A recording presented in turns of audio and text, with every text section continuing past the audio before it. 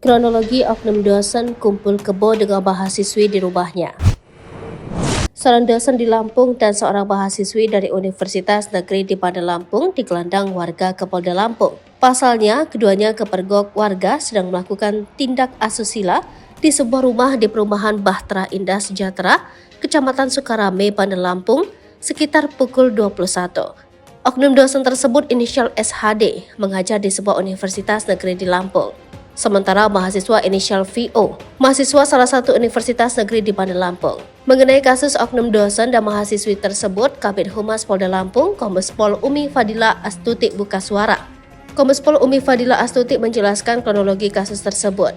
Dia mengatakan keduanya bukan ditangkap oleh petugas kepolisian, melainkan diserahkan oleh warga perumahan tersebut. Umi menjelaskan kronologi peristiwa tersebut yakni pada Senin 9 Oktober 2023 sekitar pukul 22.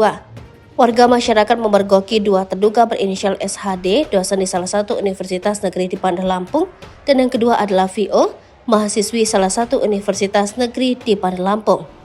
Saat itu masyarakat, RT, serta security mengamankan keduanya diduga telah melakukan tindak pidana asusila, yaitu persetubuhan bukan suami istri, lalu keduanya dibawa ke Polda dan diterima oleh piket di Treskrimum Polda Lampung, jelas Umi. Lebih lanjut, Umi mengatakan keduanya lalu diverifikasi dan diserahkan ke Subdit 4 Renakta di Treskrimum Polda Lampung untuk dilakukan pemeriksaan. Menurut Umi, sampai saat ini kedua terduga masih menjalani pemeriksaan di Subdit 4 Renakta di Treskrimum Polda Lampung.